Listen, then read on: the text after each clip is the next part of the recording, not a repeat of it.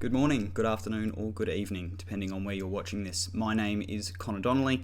I'm your tournament director for the 2025 Mundilorian May the 4th event at the Mundaring Disc Golf Club. And at the moment, I'm going to be taking you through our caddy book that is ready and available for download at the moment. You can find this either via the email I'll send to you if you have a current paid and registered player, or if you go via our Mundaring Disc Golf Club Facebook page, or via the Mundaring Disc Golf Club website through the Mundilorian 2025 event. Perfect, so we'll get kicked off straight away. I assume you've already downloaded it and you're going to follow along with me. So we've got the table of contents there. If you've got to zip through it on tournament data to remind yourself of anything, we'll get straight into the format. So we're playing two rounds of 20 holes on the Mundilorian 2025 layout that is placed on UDisc. Massive thank you to Blake Houston for taking the time to jump on a UDisc and get that all set up for us. There is a mix of traditional blue, gold, white, and a few temporary holes as well. So definitely worth jumping onto UDisc and checking that out before you go out on the day, or else you may get a little bit of a surprise if you're not fully familiar with all three layouts at the course. Round one will have pro-am mixed groups, and round two will have traditional, divisional, and score-based groupings. Trying to keep our divisions together wherever possible. And we'll get straight into the schedule. At 7:20 we are endeavouring to have our registration open, clubhouse facilities such as toilets and club rooms available as well, and the course should be set up, baskets flagged, all of the rest from 7:20. And around about 8 o'clock we'll be closing registration and trying to get a little 5-minute players meeting underway. This will mostly be a question and answer meeting and potentially addressing a few points I'll bring up later in this meeting. We're looking to start round one about 8:30, 11 o'clock for the end of lunch. Everything from here is sort of an estimate. Lunch will be about 45 minutes, and then we'll be having a quick players meeting, and then sort of give 15 to 20 minutes to get back out after the players meeting. So hoping that'll be about 12:15, finishing up somewhere between 2:45 and 3 o'clock, and aiming to have our presentations nice and wound up by 3:30. So if you've got places to be in the evening, you should be able to be home by 4:30, 5 o'clock, depending how far your travel is. Then following that, we've got our contact information. If you've got any queries or questions to follow up on the next couple of days, feel free to contact the email address tournamentdirector@mundaringdiscgolf.com.au. It's a great email address down here. It's very easy for us at Mundaring to track and see what's going on. There are the TDs relevant to each event are going to have access to that, so please do flick us an email on there if you have something that's not super immediate with answer. If we do have any immediate problems that are popping up, and especially for out of bounds disputes, any questions like that on tournament day, I am not playing, I am injured, so you are more than welcome to contact me on the day. Harass me as much as you like. I'll be sitting around just polishing up a few other bits and bobs on the day. So that is my phone number there in case anyone needs it. Also in the case of emergencies, I'll be first available to act on that. Perfect, so now we've got that bit of that stuff covered. I've got a nice little blurb here for anyone who is new to playing tournaments up at Mundaring. Someone who, if you don't know your way around particularly, this will give you sort of an idea of what you've got available to you around the club, both at and in the town centre. Then we'll move straight into a event functionality stuff closest to the pins. So we're going to have amateur CTPs running on an all-day basis. So you'll be having 2 attempts at the same CTP, one in the morning, one in the afternoon, and there'll be one prize for that hole over the day. Each division will have 2 holes that they will be throwing for the closest to pin on. They will last throughout the whole day, so there will be 2 prizes to go between MA1 and MA40 for this, 2 prizes to go between MA2, MA50, MA60, 2 between MA3, MA4, and 2 between FA1, FA2, FA4, and FA40. I've tried to balance the numbers of these groups along with skills and distance levels as appropriately as possible, also allowing plenty of access to our underserviced divisions to also have fair and equal opportunity to get some extra prizes on board. Then we're looking over at the professional side of things. Thanks to our fantastic event sponsors and partners, we have plenty of extra prizes that are being specifically put aside with the intention of our professional players. So we've got eight prizes ready to go.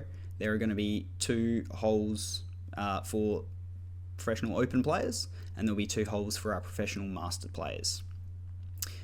Each of these nearest to pins will have a morning and an afternoon session result. So if you're playing in MPO, like I would be if I wasn't injured, I would have an opportunity to win hole 12A in the morning and also to win a separate prize on 12A in the afternoon. Likewise with hole 17, much like the Masters for 8 and 12A in their own respective. You may notice that hole 12A is in play for Group 1 Professional Open and Professional Masters. There will be 3 separate signs on this hole. It being a new temporary hole, I wanted to give people a chance to have a real crack at it and see what prizes and how well they can perform on it. So there will be 3 different signs on there, so please do keep an eye out. I'll try and endeavour to have them as colour-coded and obviously different as possible, but just something you may have to be aware of if you're in MA1, MA40, Professional Open or a Professional Masters division. So I've put this in underneath as it's something that rarely gets clarified prior to events, and this is something that I want to try and test out and see if this is the best way of doing things going forward. So these will be the rules we'll operate on for Sunday. To be eligible for the closest to pin, you must be in bounds within circle 2, which for those who are newer to the game is 20 metres from the basket, and have not missed any mandatories. If you are out of bounds, if you missed a mandatory, or if you are outside 20 metres outside circle 2, you will not be eligible for that CTP.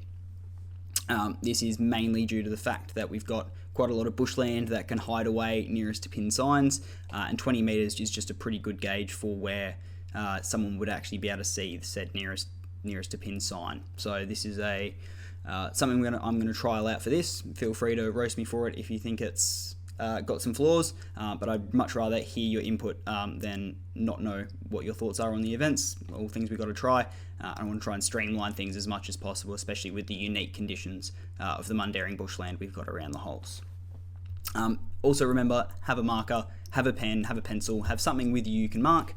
We're not going to be marking you down for using HB pencil instead of a 2B pencil. Anything you've got is okay. Just make sure you've got a few different options in your bag before you start the day.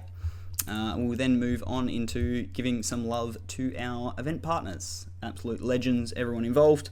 We're going to give first off a massive shout out to RPM Discs over in New Zealand, especially Jack O'Sullivan for this one. He always does great work for us, always happy to help us out. Same with Simon Feasy, same with Woody. They're a great bunch of guys over at the top of the RPM team. Some guys I've had the pleasure of playing with quite a bit over the last few years, and they're always keen to support events at Mundaring. Anything we do, anything we've got to offer, they're first and foremost to get behind us and offer whatever help they can. So massive shout out to those guys, and thanks to Jacko for turning those minis around in less than 2 weeks from order to landing in Perth. It was excellent. Next up, we've got a new brand you may not have seen before. This is Flying Fox Disc Golf, run by Stephen Fox, based out of Mount Gambier in South Australia. They are a brand new chalk bag company popping out of the south of Australia. So they're brand new, got a few new ideas of how things are going to be done, some very unique shapes, some very unique product styles, and a brand new printing process that's going to allow some pretty cool tournament options for players packs going forward at a reasonably cost-effective rate. So if you're looking at something different for your players pack item at an event you're running in the near future, give Stephen a message, flick me a message. I'm happy to hook you guys up and make sure you're vetoed before you get straight to him. But yeah, no, definitely a great cost-effective option that is really, really cool. I'm really happy with how these have come out, and I'm sure you guys are going to enjoy them too. We're also going to shout out Disc Golf Warehouse, Sean, Vanessa, and Ollie, of course. He's always signing off all the important paperwork. They've hooked us up with a bunch of prize vouchers for our amateur divisions, along with a bunch of CTP prizes for the amateur divisions as well. So as always, thank Sean, Vanessa, and Ollie when you see them. They are celebrating Ollie's birthday, which will be the day of the event. So massive happy birthday to Ollie, and also to Vanessa and Sean for doing the best part of making sure he's enjoying the best of things. So yeah, enjoy that, guys, and thank you very much for your support, as always, both on a personal level and for the event. It's always appreciated. Next up, we've got Spore Lab Creations, better known as Ken Summers. He managed to get us printed off some, once again, awesome trophy pieces in fitting with the Mundilorian theme. So these have all been printed off and framed up by Ken himself. So a massive thank you to Ken Summers, once again, someone else who has supported the event despite being away and not able. So wish him the best of luck for the Aussie Masters event this weekend. Then we've also got Stone's Promotions. Tony is an absolute legend. We get onto him at any point in time where we need something done with trophies. He has already completed printing off our trophy plaques, which was only finalised our order at about midnight last night. So 24-hour pump out time. I'm not going to guarantee he'll always do that for you, but someone who's definitely worth looking into if you're doing trophies and prizes for events, whether that's in disc golf or anything around the joint. Recommend Tony. He's brilliant to work with. Really, really effective guy. And last but absolutely not least, we've got Caxton Cooperative. So shout out to Gary Paul for hooking us up, along with Rick, of course, being involved at the business himself. So we've got a fun set of custom mandatories, core flute printed. Our Mandos will be showing you the way around the course on Sunday. So we've got one of these on hole 7, 2 of these on hole 8, 2 of these on hole 12A, and then 1 on hole 12. So these are the 6 Mandos that are in play for the event, and all 6 will be adorned by the fantastic core flute mandatories, which I'm super happy with how they've come out. They look awesome. Alright, time to discuss the course layout and the notes for the event.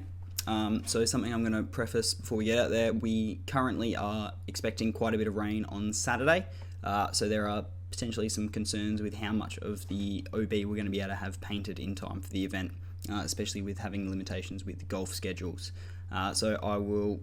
That is one of the few things I'll be discussing with you guys on Sunday morning. If we're not able to get solid paint lines to hold after the water comes down on Saturday, there may be just simply flags marking out a lot of our OBs, but we'll be twice as stringent if we're just running on flags. So keep in mind, we do have flagged and painted listed on all of our paperwork, but that's only if we are logistically going to be able to paint. There is potential that if it's wet enough, the paint won't set. So there's something to keep in mind there. We will endeavour to paint. There is no guarantees. But yeah, we'll get straight into hole 1. It is the gold par 4, 225 metres. There are OB sand greens, 2 of which shouldn't come into play on hole 18 and hole 18 World. However, the main one on the 1 fairway is likely to come into play, along with an out-of-bounds zone right of the fairway, running down the footpath road, starting about 110-120 metres off the tee. That will run down the entire length of the fairway on the right for hole 18A. So anything that is inbounds on hole 18A would be considered out of bounds on hole 1. And with hole 1, there is also no out of bounds on the left-hand side, like there may be some on occasion. The left-hand side is freely available to play to, other than the sand green. Perfect. After hole 1, we move into hole 2, blue 90 metre par 3. The only out of bounds you need to be aware of on this hole is the creek, which will be flagged and ideally painted if we can. Hole 3 is a par 3 70 metre white island hole. We've buffed it up with an island this time around, make it a little bit tougher for those who are playing it. It is approximately 15 metres from the basket, so not a super aggressive island, but enough to get you shaky if you're a little bit nervous on tournament morning. All out of bounds tee shots must proceed to the drop zone. So if you go out of bounds, regardless of whether you cross or not, you will proceed directly to the drop zone. Any out of bounds shots that are not the tee shot, you may either choose to play from your original lie, or from your out of bounds lie, or you may choose to opt to go to the drop zone. The drop zone will be stationed just along and left of the basket as you would start to walk away to basket 4 from basket 3. Hole 4, par 3, 75 metres, the traditional blue hole. There is no out of bounds, there are no mandatories. There is a mandatory sign on the right hand side of the fairway. This is in play for the gold hole, not the blue hole, so ignore that one for the purposes of play on Sunday. After that we go to hole 5, it's the par 3 60 metre white hole. There are no notes, no OB for this hole. Nothing to be worried about other than losing your disc under a bush. Keep an eye. Then we have hole 6 is a par 4, 190 metre gold hole. The out of bounds sandscape green is in play. Otherwise, there are no other out of bounds or mandatories on this hole to be aware of. Hole 7, par 4, 120 metre, the traditional blue hole. There is a mandatory on this hole. You must pass right of that mandatory. So you will see the Mundilorian himself standing there pushing you the way.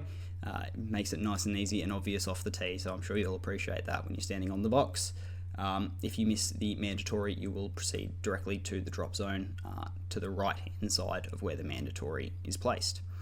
Then we move to hole 8, is one of our signature double mandatory holes, very clearly marked out with our Mundilorian gentleman hanging on our course.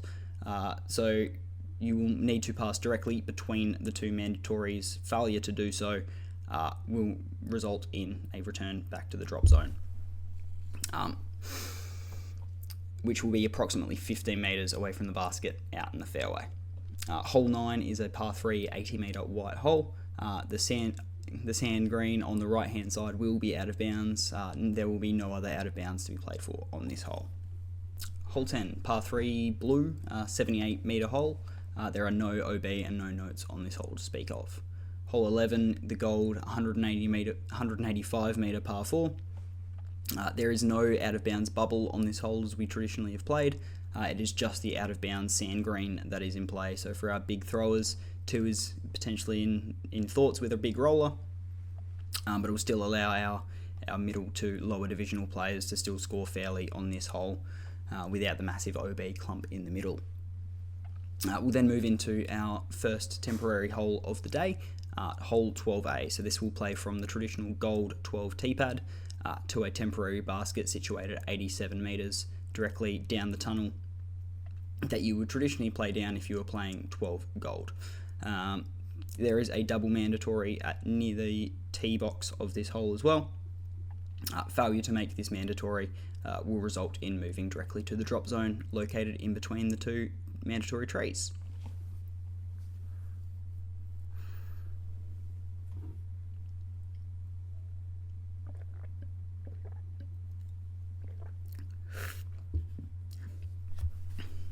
Hole 12 is a par 4, 140 metre white hole.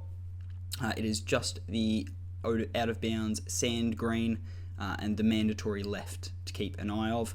The mandatory is marked with one of our Mundilorian signs, and the sand green will be marked out with flags around the edges or paint where possible. Those are the only 2 things to worry about on this hole. So enjoy a chance to get a little bit aggressive for an eagle if you're one of our further throwers. Big downhill 140 par 4. Then we have hole 13. It's a 72 metre blue par 3. No out of bounds, no notes on this hole, aside from the very unlikely chance you end up on the green of hole 12. If you do, that would be considered out of bounds. So it may say no notes on there. It is a very unlikely out of bounds area, but that is the same as hole 12.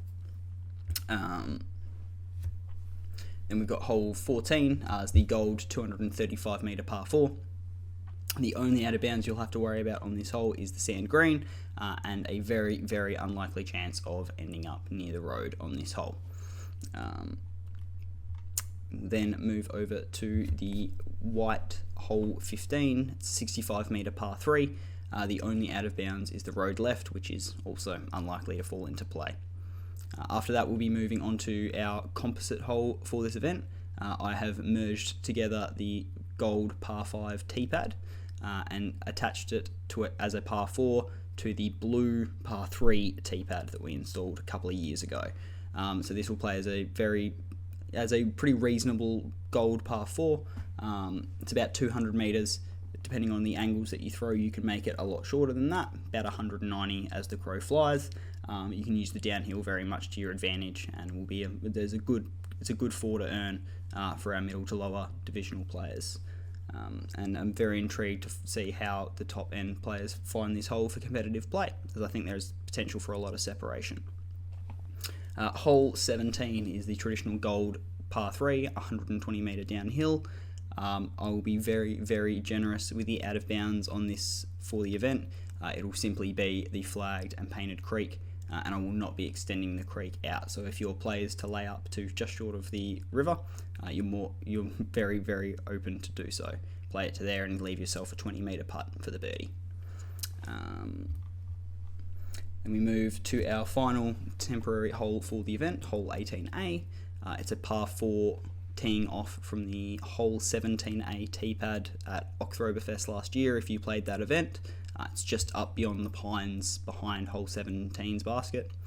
Playing up to the tee pad, a basket situated on the hole 2 gold tee pad, I should say. So that plays at about 140 metres, potentially reachable with a super long arm or a roller, but surrounded by quite a bit of OB not far from behind the basket.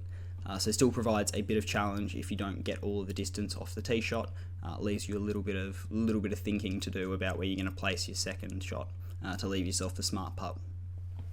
And then we move, and also keep in mind that the OB line wraps long behind the basket as well to protect hole 18's tee pad. And then we move to hole 18. Is a 95 metre gold par 3. This will be playing as an island green. There will be a layup area consisting of the first 60-65 metres of the hole. There will then be a 15 metre approximate carry to the island area around the basket. This will be one of the more generous islands we do on hole 18. There will be a large bailout area long, and it will be extending at minimum 15 metres from the basket on the short side. So only a 15 metre carry required, very easy to take your 3 if you're tactical about it. Please keep in mind for the notes, all out of bounds tee shots must proceed to the drop zone, which is located up beyond the basket. Any other throws out of bounds, so second or third shots that then proceed to go out of bounds, you may opt to progress to the drop zone or play them with traditional out of bounds rules. Thank you very much for tuning into this players meeting for the 2025 Mundilorian May the 4th event at Mundaring Disc Golf Club. I'm very much looking forward to seeing you all on Sunday morning. Please don't hesitate to message or email me if you have any questions or queries before Sunday. I'll do my best to get back to you as soon as possible. And if you have any questions that may be suitable to be asked at the players meeting, write those down and bring them in for Sunday. Awesome. Thank you very much, guys. Appreciate you for tuning in.